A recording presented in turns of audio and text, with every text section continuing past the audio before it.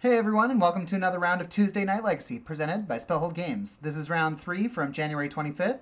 Let's get right into it. On the left, you have me, Eugene, playing Goblins, and on the right, you have Ali playing Mono Black Control. Eugene has the play here, starting with a Cavern of Souls naming Goblins, making all Goblin spells uncounterable. Goblin Lackey coming down. If the Goblin Lackey hits, then you get to put any Goblin in your hand into play, getting huge startups like getting Muxus down on turn 2. But with Ali on Mono Black Control, Fatal Push coming down, killing that Goblin Lackey, not going to happen today. Eugene plays with Shodden Port, tapping down the Swamp in the upkeep, denying some mana for Ali. Playing Pithing Needle, for I believe it was naming Rishadan Port. But it won't matter because the Mass Vandal comes down. Shapeshifter is also a Goblin type, exiling the Pithing Needle from play. Ali on turn 3, casting Retrofitter Foundry. The longer that this card stays on the field, the more value it gets, creating servos and turning them into 4/4 constructs eventually. Aether Vial coming down on the Goblin side.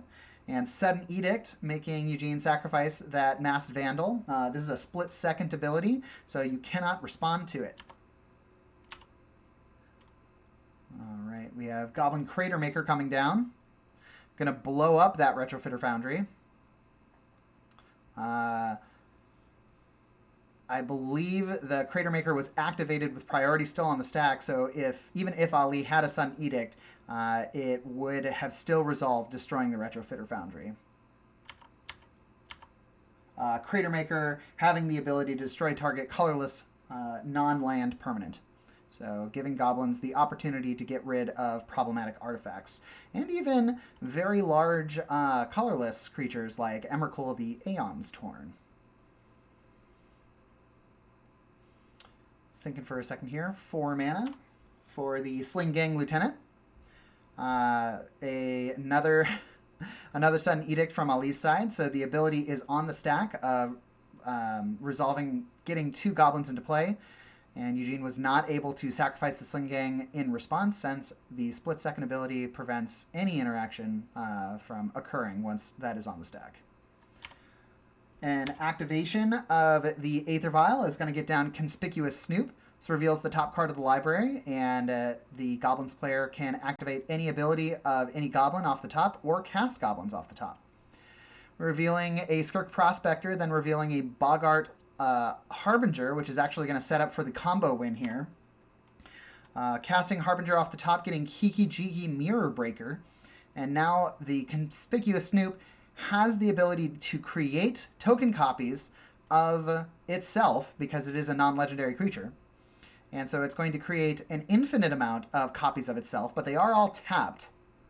And so Eugene explaining to his opponent that he's making 100 copies, and then the last one will copy the Harbinger, allowing him to go and get another Goblin and getting that Sling Gang Lieutenant that has the ability to sacrifice a Goblin, opponent loses 1 life, you gain 1 life. So sacrifice all, really only sacrifice 20 of the Conspicuous Snoops and win the game. So that was match 1. We are on to match 2 here. Starting off with a basic mountain, and basic swamp. Monocolored decks usually like to run a lot of basics. Starting out with turn 1 Aether Vial, always a good play for the Aether Vial style decks. You want to get that Aether Vial in as soon as possible to get the maximum amount of value as the game progresses in the early turns 3 and 4. We have Dark Confidant coming down for Ali. Confidant is going to get him to draw a bunch of extra cards, revealing a Sudden Edict. Take 2 damage, but he gets to draw another card after that. Looking at 2 Wastelands, a Castle Lochthwain. Not sure what else.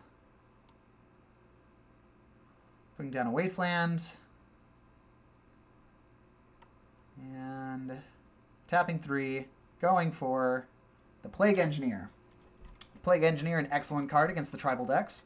Naming Goblin, so all Goblins have the static -1/-1 to their power and toughness. This is going to kill a lot of the littler Goblins, and it's going to make all those 2/2s not nearly as effective. Cavern of Souls naming Goblins coming down. Activating the vial on 2. No responses from Ali. Oh, thinking about it. Aether Vial can be activated at any time, so it can be activated at instant speed, often being used like a combat trick. Crater Maker coming down, paying 2. Conspicuous Snoop coming down, and then dealing 2 damage to the Plague Engineer, removing it from the battlefield. Drawing some more lands. Dark Confidant is at its best when it reveals lands off the top. You get to draw that extra card and take no extra damage for it. So that is always nice.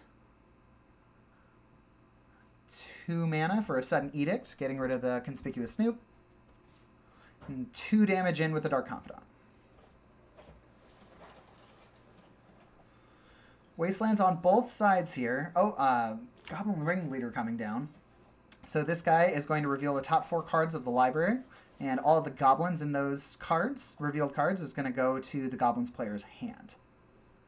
Another Sudden Edict is going to get rid of that Ringleader, but the advantage is still there, drawing effectively 3 extra cards for playing that 4 mana 2/2. Ali wondering what the Earwig Squad does. This is a 5 cast 5/3, but if it is cast with its Prowl cost, dealing damage to the opponent and then cast in second main phase for 3 mana, it can go and get any 3 cards out of its opponent's deck. This is usually good for the combo, the combo match, or if there's any specifically problematic cards that the Goblins player doesn't want to see. 3 mana. Liliana the Last Hope coming down. This is a fairly good removal card for Ali, giving things -2, -1. So being able to kill all sorts of goblins that have toughness 1, or just turning other goblins into non-threats by making them 0/1s. Activating all those wastelands to get rid of colored mana on Eugene's side. Not quite enough to keep him down, though. Naturally drawing a Cavern of Souls off the top. Activating Aether Vial on 4, getting a Ringleader into play, revealing Sling Gang, Lieutenant, and Muxus. So if that Muxus comes down, it's an even better Ringleader ability. It's going to reveal 6 cards off the top, and they just all get to come into play. Theoretically, that's why it costs 6, but pretty good new Goblins card from the Jumpstart set that was released last year, I think, it might have been 2020, actually. I'm not entirely certain. The last 2 years have been a blur.